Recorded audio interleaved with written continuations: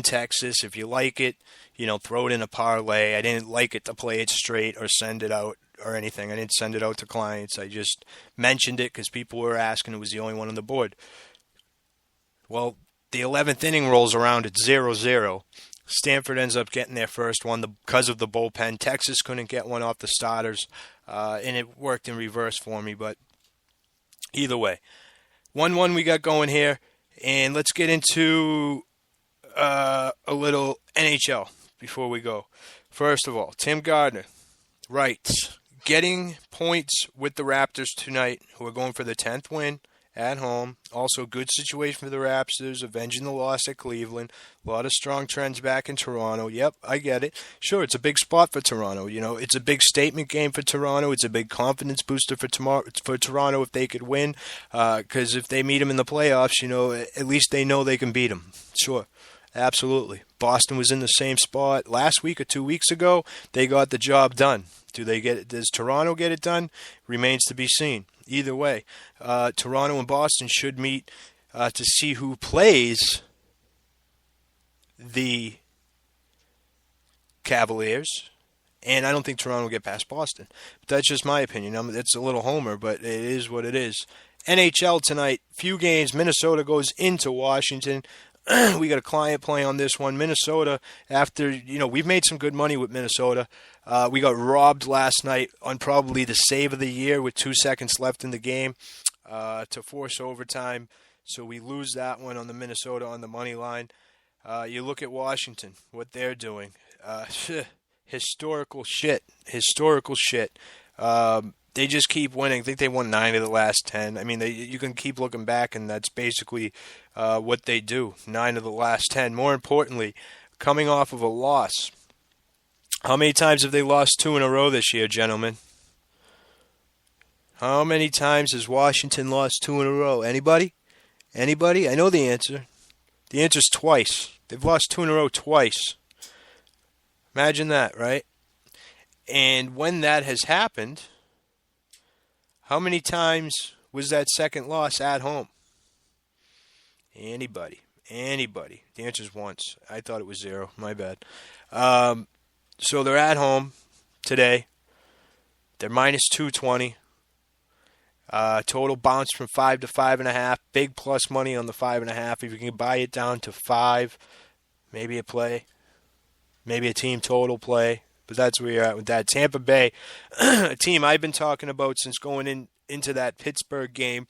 They were at home against Winnipeg. They get the win, 6-5, however. Coach gets on them about being physical and playing better defense. What do? They go on the road to Pittsburgh and Carolina, get 2 solid wins. They're playing a different type of hockey now, much more physical. It shows. They're not allowing a lot of goals. They're scoring a lot of goals. Stamkos is a beast, one of the best players in the country, in the league, I should say. And New Jersey, I mean, you don't know what you're getting with them. I'll tell you that. They play great defense, sure, but not lately, really. They really haven't been playing good. They are home. They are off of a game last night that they lost 6-1 in pretty embarrassing fashion. So I'm sure you probably get a solid effort out of them. At minus 145, I hesitate a little bit. Edmonton going into Anaheim. Edmonton also played yesterday and got smoked. This team just can't get it together. They're not scoring, and they're letting up a ton of goals. You look at Anaheim on fire, a team that was left for dead, that many picked to win the championship, the Stanley Cup, and then sort of faded off into a sunset. They had a horrible first couple months. Didn't fire their coach. They stuck with it. Now, one of the best teams in the league. You watch this team. There is not a team that can forecheck better than this Anaheim team. Great team. Obviously, you're laying a lot of juice. Fortunately for me, I have an open parlay that I played the Kings on the money line with. That I'm closing out with that. So I'm basically getting Anaheim tonight at even money. I would suggest to you guys, take a shot with Anaheim. Edmonton's team total is 1.5. That's the first one I've seen this year at 1.5. John Jensen, South Carolina, 1-0 in the first. I appreciate it. We're on South Carolina in the parlay, obviously.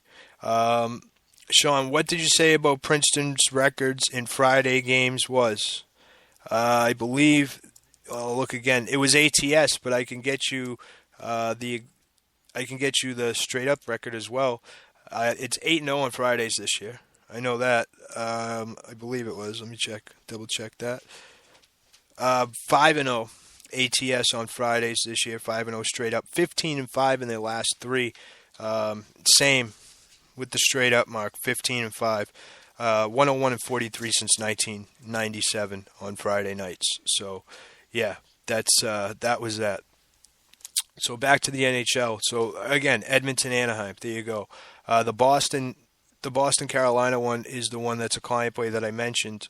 It's father-son day on the road trip. The fathers go out with the team for the weekend. It's usually a big spot for the guys. Like I said, they don't have kids yet.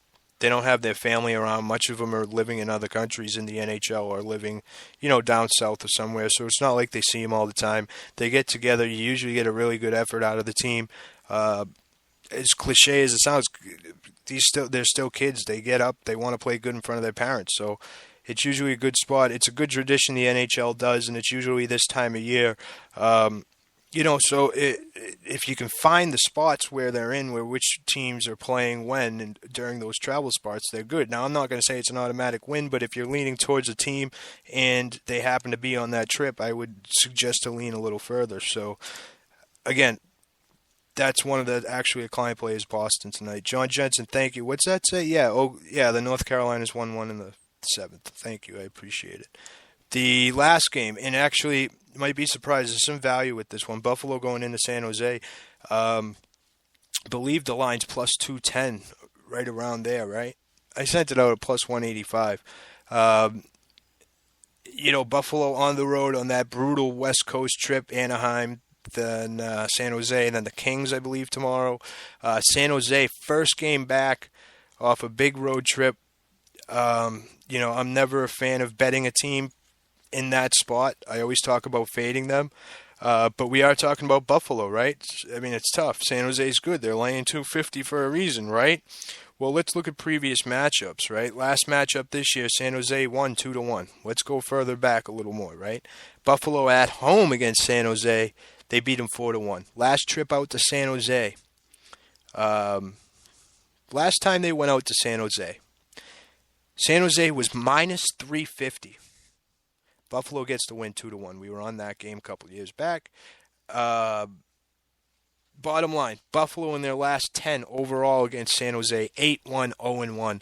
Team that dominates another team for whatever reason it is, right? You're getting 2-1 on your money, and you're getting a team coming off the road from a road trip. Always a tough spot with only 1 day rest in between.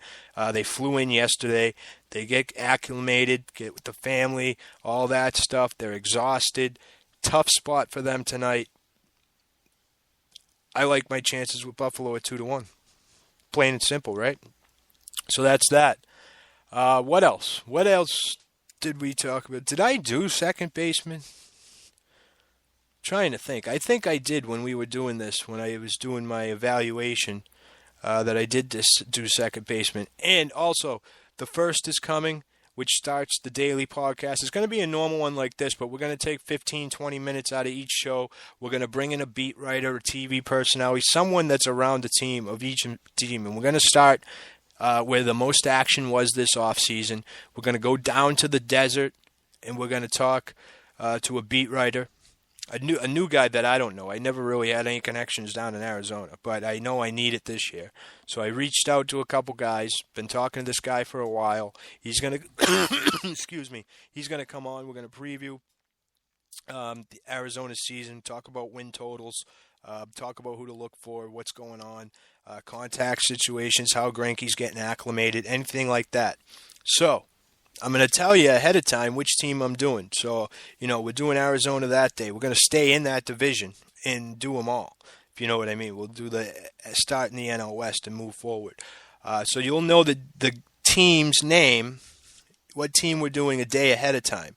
Now, what I'm going to do is I'm going to have a segment where I ask you guys to give me a question to ask him. So if you got any questions about certain teams that you want answered from the guys that frankly live with these guys. They're on the road 24/7 with them. They travel with them. They stay in the same hotels for the most part, all that. I mean, they live and breathe this team. No one knows this team better than these guys. If you want to know something about your team or another team, send me the message the day ahead of time or the day of, and we'll ask those questions. Tim Gardner, anyone else having trouble keeping up, just dropping knowledge game after game?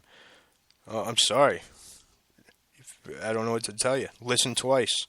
It will be I will be at 15 spring training games this year. That's good stuff, my friend. That's good stuff. I will have an outlet to every spring training game this year. I have somebody on the field at every spring training game this year. Not I personally, but I mean, I'm saying I could reach out to anybody.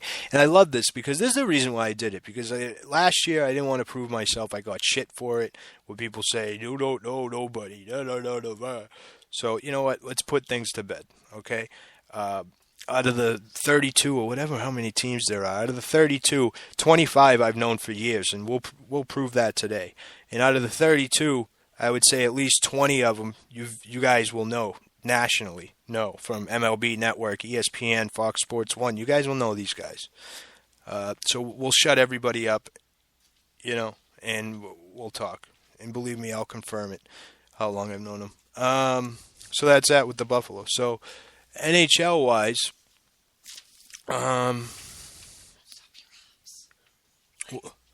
what? Oh, yeah, the arms. I know I say arms all the time. All right, Brett wants me to drop off the baby at 5:30. Fantastic. Anyway, back to this. So, real quick, in NHL, like I said, Washington doesn't lose 2 in a row often, but we got a client play on that one. Tampa Bay I'd roll with, but New Jersey off an embarrassing loss, never a good spot. Boston is the client play. Father-son travel weekend. Edmonton, Anaheim. Play Anaheim. Don't play them straight. Maybe you want to put them in a parlay with some of these baseball. Buffalo, the big dog of the night, right? Over in college basketball, I guess really the only one I'm giving out on the show today is going to be the over in the Akron game. Right? So that's the summary of that. Now, I know, Tim, I'm just busting your balls. I know it was a compliment, but yeah, wait till baseball season starts. Fucking 45-minute show. That'll cover one game. We're going to have to extend it. Going to probably lose a lot of listeners. Although I know there's a lot of baseball purists out there and like to talk baseball and hear about stuff. But I don't know. This Seattle Mariners team, I'm starting to like this team. Starting to like them. Andy McKay. Getting stuff done up there in Seattle. Doing a great job. All right, so back to let's do a little preview. I don't know if we did second baseman or not. Yeah, we did, because I had D. Gordon. Yep, we did. All right, third base. The big bopping bases, right? Let's start at third. And who can guess my number one third baseman of 2016? Anybody? Who's your number one? Who is your number one? Stat-wise, right? I don't want to say friend-wise. Please don't say Todd Frazier, okay? Don't do it to me. That's all I ask. All right, number 10 on the list. And I might get some shit for this one, right? I'm going to go with Cesar Hernandez of the Philadelphia Phillies. That's right. Cesar Hernandez of the Philadelphia Phillies. Sophomore season. I like him. We'll throw him at number 10, okay? Number 9, Evan Longoria. Solid. He's going to have a big year for them if they're going to go anywhere. He'll be my number 9. Number 8, Matt Carpenter of St. Louis.